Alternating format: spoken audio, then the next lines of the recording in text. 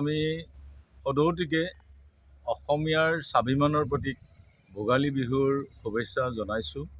আমি এইবাৰ প্ৰথমবাৰৰ কাৰণে মঙলদৈৰ সমাজ জীৱনৰ সমাজ সেৱাৰ সৈতে জড়িত একাংশ লোকে লগ লাগি মঙলদৈ ভোগালী বিহু উদযাপন সমিতিৰ হৈ তিনিদিনীয়াকৈ ভোগালী উৎসৱৰ আয়োজন কৰিছোঁ।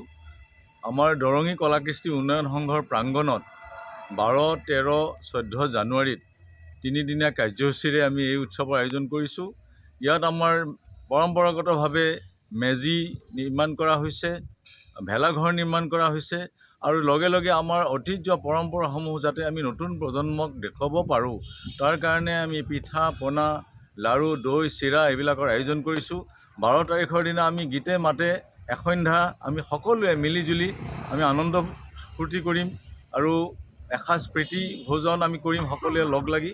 আৰু 13 তাৰিখৰ দিনাও আমাৰ হেঁপাহৰ উৰুকাৰ আয়োজন কৰা হৈছে আৰু 14 তাৰিখৰ দিনা আমি ৰীতি নীতিৰে পৰম্পৰাৰে মেজি প্ৰজ্বলন কৰিম আৰু সমবেত আমি সকলোৱে লগ লাগি পিঠা চিৰা দৈ আদিৰে আমি চাহ জলপান খাম আৰু আমি লগে লগে আমি আমাৰ একাংশ আমাৰ যিসকল পুৰোধা ব্যক্তি আছে সেইসকলক আমি সন্মান জনাম, শ্ৰদ্ধা জ্ঞাপন কৰিম।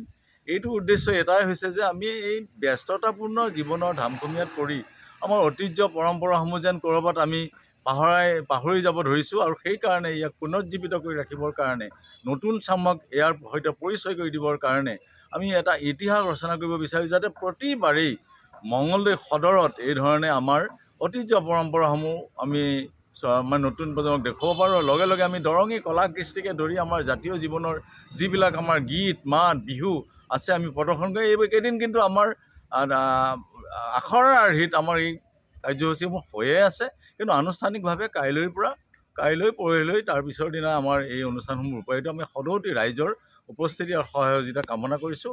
আমি কিন্তু আমাৰ মাজতেই আমাৰ সদস্যসকলৰ মাজতে আমি নিজে দান বৰঙণি আমাৰ মাজতে আমি সংগ্ৰহ কৰি আমি এই কাম কৰিছোঁ। আমি কোনো ধৰণৰ আমি চান্দা সংগ্ৰহ কৰা নাই।